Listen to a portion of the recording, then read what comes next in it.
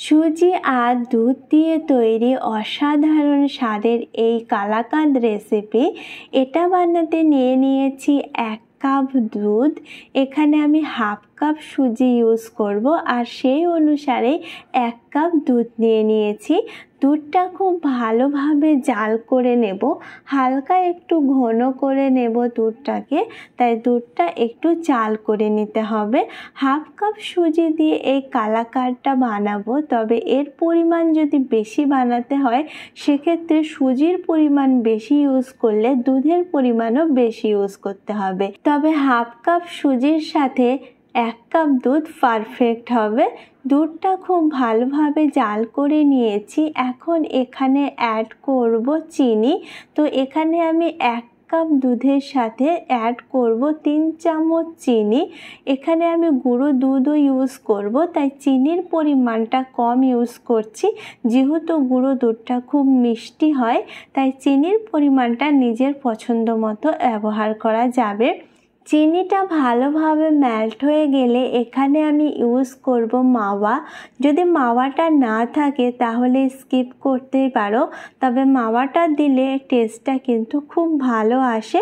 2 চামচ মতো মাওয়া, এর জায়গায় খোয়াটাও ইউজ করতে পারো। আর এখানে ইউজ করেছি হাফ কাপ সুজি। সুজিটা দেওয়া মাত্রই ফ্লেমটাকে একেবারে লো করে দেবো আর লো ফ্লেমে এই কালাকাঁদের রেসিপিটা বানিয়ে নেব। এখানে 1 কাপ দুধের সাথে হাফ কাপ সুজি ইউজ করেছি। সুজিটাকে ভাজার কোনো দরকার নেই, সুজিটা ভাজতে হবে না, সুজিটা ডাইরেক্ট এভাবে দুধে ইউজ করতে হবে। সুজিটা ভাজলে এটা খেতে কিন্তু অন্যরকম হয়ে যাবে, তাই সুজিটাকে একদম ভাজা যাবে না। সুজিটা নাড়তে নাড়তে যখন ঘন হয়ে আসবে তখন এখানে অ্যাড করব গুঁড়ো দুধ, মিল্ক পাউডার। আর গুঁড়ো দুধটা অবশ্যই ইউজ করতে হবে। গুঁড়ো দুধটা ইউজ না করলে টেস্টটা কিন্তু ভালো আসবে না, তাই এখানে ইউজ করব হাফ কাপ গুঁড়ো দুধ আর খুব ভালোভাবে সুজির সাথে মিক্স করে নেব। ফ্লেমটা একেবারে লো রেখে এটা করতে হবে, না হলে গুঁড়ো দুধটা সুজির সাথে ভালোভাবে মিক্স হবে না আর লাম্পস চলে আসবে। সেক্ষেত্রে কালাকাঁদটা দেখতেও অত ভালো হবে না আর খেতেও কিন্তু মজার হবে না।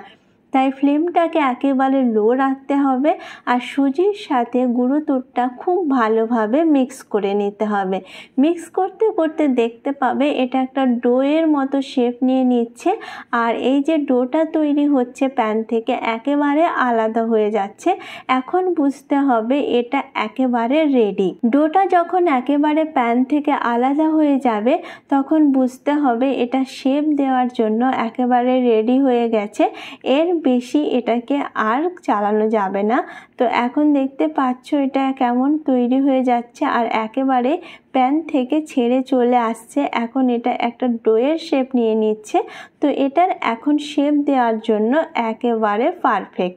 ঠান্ডা হওয়ার পর এটা আরও শক্ত হয়ে যায়, তাই খুব বেশি আর এটাকে কুক করা যাবে না।